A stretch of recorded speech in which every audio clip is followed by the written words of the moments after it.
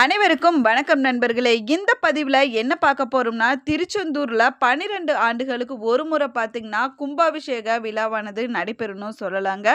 கும்பாபிஷேக விழா என்பது பார்த்திங்கன்னா கோவிலில் இருக்கக்கூடிய தெய்வ சிலைகளை தெய்வீக தன்மையை புதுப்பிக்க செய்யப்படக்கூடிய ஒரு சடங்கு முறைன்னு சொல்லலாங்க. இது பார்த்திங்கன்னா பொதுவாக 12 ஆண்டுகளுக்கு ஒரு முறை நடத்தப்படுதுன்னு சொல்லலாங்க. இந்த வருஷம் திருச்செந்தூரில் கும்பாபிஷேக விழாவானது நடைபெற இருக்குதுங்க. அது எப்பொழுது நடைபெறுகிறது, தேதி மற்றும் நேரம் என்ன என்பதை பற்றிய சுவாரஸ்யமான தகவல்களை தெரிஞ்சுக்கலாம். வீடியோவை ஸ்கிப் பண்ணாம முழுசா பாருங்க. சேனலை சப்ஸ்கிரைப் பண்ணலன்னா சப்ஸ்கிரைப் பண்ணிக்கோங்க. கூடவே இருக்கிற பெல் ஐக்கானையும் கிளிக் பண்ணிக்கோங்க. வாங்க வீடியோக்குள்ள போகலாம். உங்களுக்கு ஜோதிட ரீதியா ஏதாவது சந்தேகம் இருந்தாலும் சரிங்க, தனிப்படையா ஜோதிடம் பார்க்க விரும்பினாலும் சரி, இந்த வீடியோக்கு கீழே டிஸ்கிரிப்ஷன்ல வராகியம்மன் ஜோதிட நிலையத்தோட தொலைபேசி எண் கொடுத்திருக்கிறேன். அந்த எண்ணுக்கு தொடர்பு கொண்டு பேசி பாருங்க. உங்க வாழ்க்கையில் இருக்கக்கூடிய அனைத்து பிரச்சனைகளுக்கும் சரியான தீர்வு கிடைக்குங்க.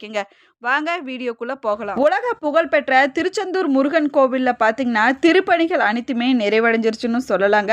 கும்பாபிஷேகம் நடைபெறுவதற்கான தேதி மற்றும் நேரத்தை கோவில் நிர்வாகம் சார்பில் அறிவிச்சிருக்கிறாங்க. இதனால கும்பாபிஷேக விழாவிற்கான ஏற்பாடுகள் மற்றும் யாகசாலை அமைக்கக்கூடிய ஏற்பாடுகள் தொடங்கி மும்முரமாக நடந்து வருதுன்னு சொல்லலாங்க.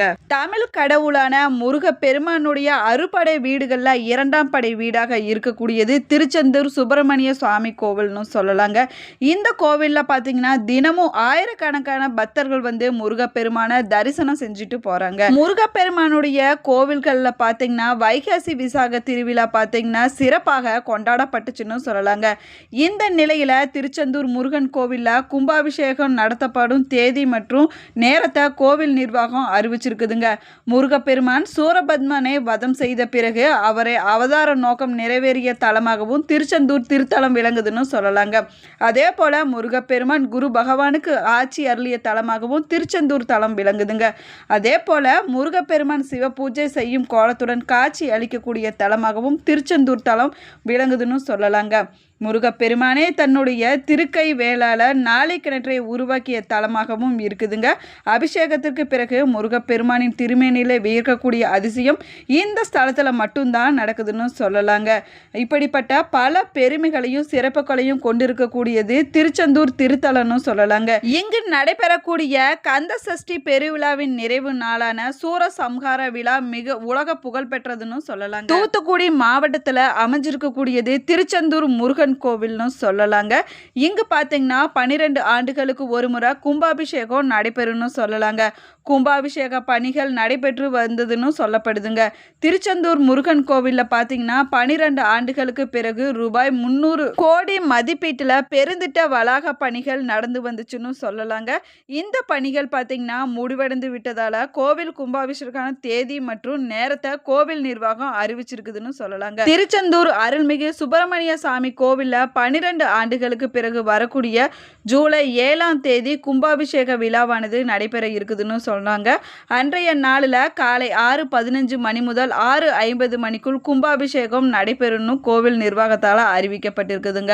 திருச்செந்தூர் சுப்பிரமணிய சுவாமி கோவிலில் கும்பாபிஷேகத்திற்கான தேதி மற்றும் நேரம் அறிவிக்கப்பட்ட நிலையில் யாகசாலை அமைக்கக்கூடிய பணியானது தீவிரமாக நடந்து வருதுன்னு சொல்லலாங்க. இதனைத் தொடர்ந்து திருச்செந்தூர் முருகன் கோவிலில் பார்த்தீங்கன்னா கும்பாபிஷேக விழாவிற்கான ராஜகோபுரம் கீழ்ப்பகுதியில் பிரம்மாண்டமான யாகசாலை அமைக்கக்கூடிய பணியானது தொடர்ந்து நடைபெற்று வருதுன்னு சொல்லலாங்க. திருச்செந்தூர் சுப்பிரமணிய சுவாமி கோவிலில் ஜூலை 7ஆம் தேதி மகா கும்பாபிஷேகம் நடைபெற இருக்குதுன்னு சொல்லலாங்க. இதற்கான திருப்பணிகள் மும்முரமாக நடந்து வருதுங்க. ஏற்கனவே ராஜகோபுர பணிகள் முடிவடைந்து விட்டதுன்னு சொல்லலாங்க. விமான தளத்தில் இருக்கக்கூடிய மூலவர், சண்முகல், வள்ளி தெய்வானை, பெருமாள், நடராஜர் ஆகிய விமான கலசங்களில் தங்க தகடு பதிக்கக்கூடிய பணி வேகமாக நடந்து வருதுங்க.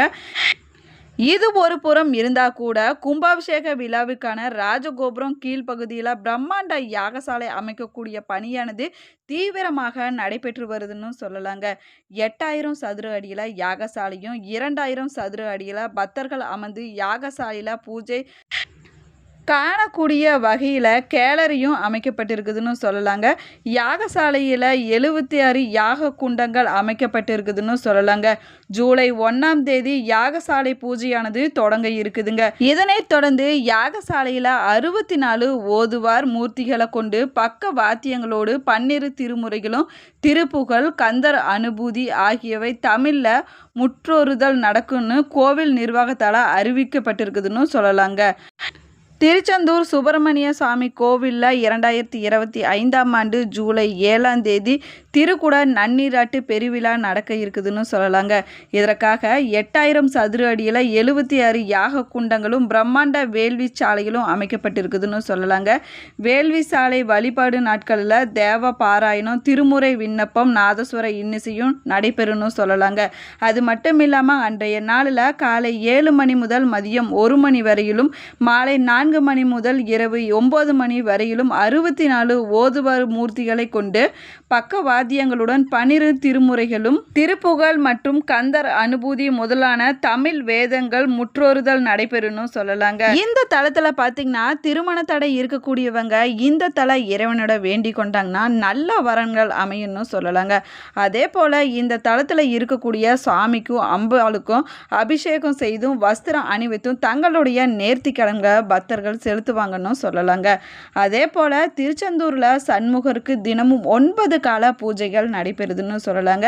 இந்த பூஜையின் போது சிறுபருப்பு, பொங்கல், கஞ்சி, தோசை, அப்பம், நெய் சாதம், ஊறுகாய், சர்க்கரையில் கலந்த பொரி, அதிரசம், தேன் குழல், அப்பம், வேக வைத்த பாசிப்பயிறு, வெல்லம் கலந்த உருண்டை என விதவிதமான நெய்வேத்தியங்கள் படைத்து வழிபாடு செய்யப்படுதுன்னு சொல்லலாங்க.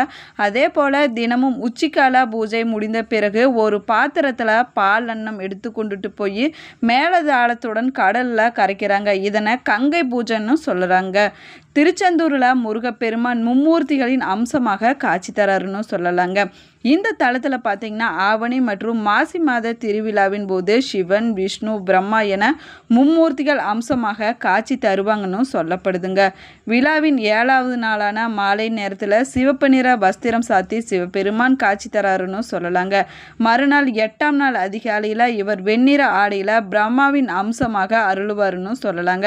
அதே போல் அன்றைய நாளில் மதிய வேளையில் பச்சை வஸ்திரம் சாத்தி பெருமாள் அம்சத்தில் பக்தர்களுக்கு காட்சி கொடுப்பாருன்னு சொல்லலாங்க. பொதுவாக பார்த்தோம்னா கோவில்களில் ஒரு தெய்வத்துக்கு ஒரு உற்சவ சிலைகள் மட்டுமே இருக்குங்க. ஆனால் திருச்செந்தூர் முருகன் கோவிலில் மட்டும் சண்முகர், ஜெயந்திநாதர், குமர விடங்கர், அலைவாய் பெருமாள், நடராஜர் என 5 உற்சவர்கள் இருக்கிறாங்கன்னு சொல்லப்படுதுங்க. இது தனி சிறப்பாகவும் சொல்லலாங்க.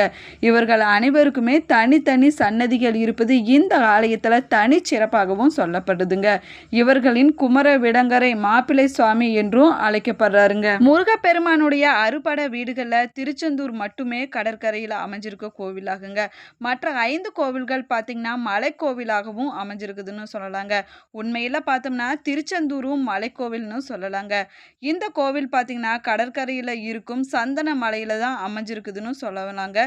எனவே இந்த தலத்தை சந்தன மாதன பர்வதம் என்றும் அழைப்பாங்க.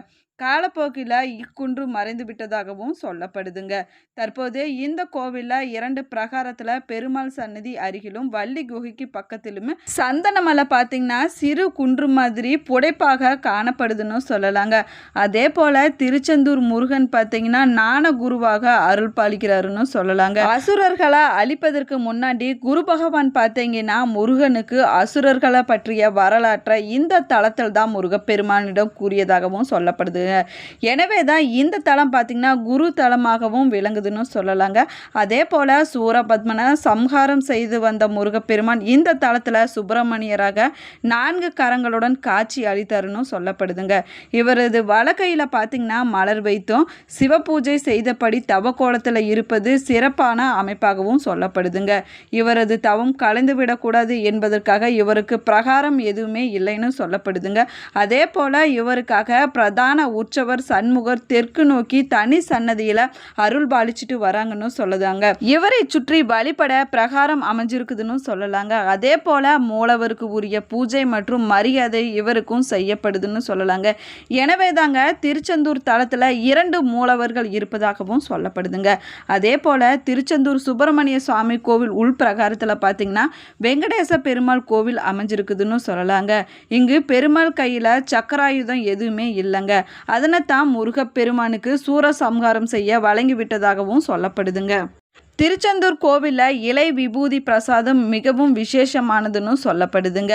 இந்த பதிவு உங்களுக்கு பயனுள்ள தகவல்களை கொடுத்துருக்குன்னு நினைக்கிறேன். இந்த பதிவு உங்களுக்கு பிடிச்சிருந்தா லைக் பண்ணுங்கள், ஷேர் பண்ணுங்கள், கமெண்ட் பண்ணுங்கள். இன்னும் சேனலை சப்ஸ்கிரைப் பண்ணலன்னா சப்ஸ்கிரைப் பண்ணிக்கோங்க. கூடவே இருக்கிற பெல் ஐக்கானையும் கிளிக் பண்ணிக்கோங்க. உங்களுக்கு முருகப்பெருமான் பிடிக்கும் அப்படின்னா கந்தன் பாதம் கனவிலும் காக்கும் என்ற வாசகத்தை கமெண்ட் பாக்ஸில் 3 முறை பதிவிடுங்க. Thank you friends.